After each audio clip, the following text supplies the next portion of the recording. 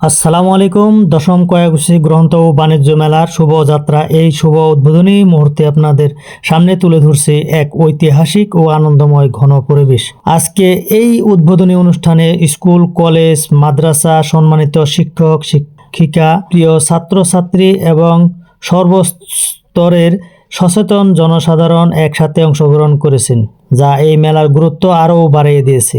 গ্রন্থ মানে জ্ঞান, আর জ্ঞান মানে আলোর পথ।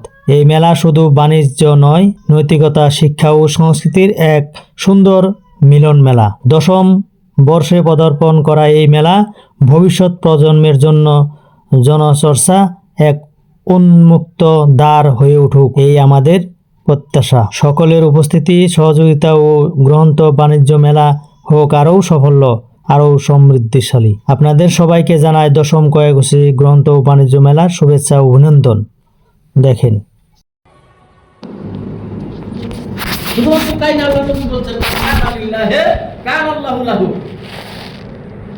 যদি কেউ আল্লাহর হয়ে যায়, আমার আল্লাহ তার জন্য আপন হয়ে যায়, সারা পৃথিবী তার জন্য বন্ধু হয়ে যায়। শুনুন নাই, সাহাবীরা আফ্রিকার জঙ্গলে গেছে দিনের দাওয়াত নিয়ে, বাঘ, ভাল্লুক সমস্ত হিংস্র প্রাণী জঙ্গল খালি করেছে সাহাবীদের জন্য। আজকে রাখতে ওরা এটা খাই। সুবহানাল্লাহ। তার মানে হইল প্রকৃত মুমিন যারা আল্লাহর হয়ে যায়, সারা পৃথিবীর সমস্ত বস্তুই তাদের জন্য বন্ধু হয়ে যায়। বাঘও আমাদের জন্য বন্ধু, যে সাপ দেখলেই তাই ঠুকর দেয়, হ্যাঁ সাপ আমাদের বন্ধু হয়ে যায়। সুবহানাল্লাহ। কিন্তু সত্য হইল মুমিন হওয়া না, আল্লাহর দাসত্ব স্বীকার করা না। মহাপ্রভুস্থ বুজুর্গ, যদি কেউ প্রকৃত মুমিন হয়, তার রিস্কের দায়িত্ব, তার জানমালের দায়িত্ব ইত্যাদি ইত্যাদি সমস্ত দায়িত্বই আল্লাহ নিজ হাতে নিয়ে নেন। যে কোনো হালতে আমাদের উপকার আল্লাহ করবই, তবে আল্লাহ তার স্বয়ং আমার আল্লাহর পুত্র তাদের সহায় করবো। যেমন আমরা বিপদ করছেন, আল্লাহ আমারে পাঠাই দেবো, যা একটু সহায় করে আয়, কারো না কারো মনে দয়া দিয়ে দিব। মহাপ্রভুস্থ বুজুর্গ,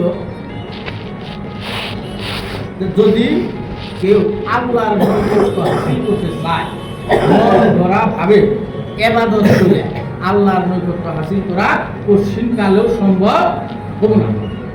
আমরা ইবাদত করা না কিভাবে? নবীজি যেভাবে শিখিয়ে দিয়েছেন, বিশ্বনবীর তরিকা মোতাবেক আমি আমল করি, অল্পতে আল্লাহ অনেক দিয়ে দেব। সুবহানাল্লাহ। সুন্নতি মোতাবেক আমল করি। কারণ আল্লাহ বলছেন, যদি কেউ আমারে ভালোবাসতে চায়, আল্লাহ কয় কেউ যদি আমারে মহব্বত করতে চায়, আমার সাথে প্রেম খেলতে চায়, আমার সাথে ভালোবাসা করতে চায়, সে যেন নবী আমনের অনুসরণ করে, আমনেরে ভালোবাসে, আমনের আনুগত্য স্বীকার করে। যদি আমনেরে ভালোবাসে, আপনার সুন্নতের পূর্ণ পাইবানদের অনুসারী হয়ে যায়, আমি আল্লাহ তার ভালোবাসি।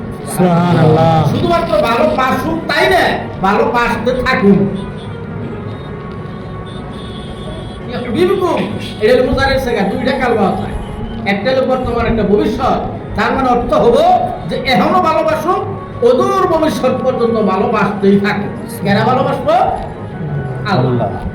শর্ত হইল নবীজিকে মানা, নবীজিরে ভালোবাসা, নবীজির সুন্নতের পাইবান্ধব অনুসারী করা, অনুসারী হয়ে যাওয়া, সুন্নতের পরিপূর্ণ মাইনা চলা। আল্লাহ বলেন খালি তাই না, আমি তো ভালোবাসুম, এইটাই কথা না, খালি আরো আছে বলে কি, এইটা হইলো ইয়াবু ফিরিল্লাহ, তারা আমি মাফ করতে থাকুন। সুবহানাল্লাহ। এই যে মাফ করতে থাকুন, কয় না করতে মাফ করুন, মাফ করতে থাকুন, তার মানে অহনো মাফ করবো, কিয়ামতের জন্য মাফ করে জান্নাত। সুবহানাল্লাহ। শর্ত হইলো নবীজিকে ভালোবাসা। তো মহাত্মা মুস্তাফা সময় কর,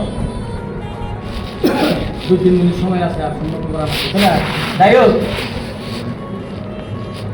আল্লাহ রাব্বুল আলামিন বলেন, বন্ধু খালি আমি চাইয়া দেবো, নবী আমি খালি লক্ষ্য করো যা মেরে কেরা ভালোবাসে, মহব্বত করে,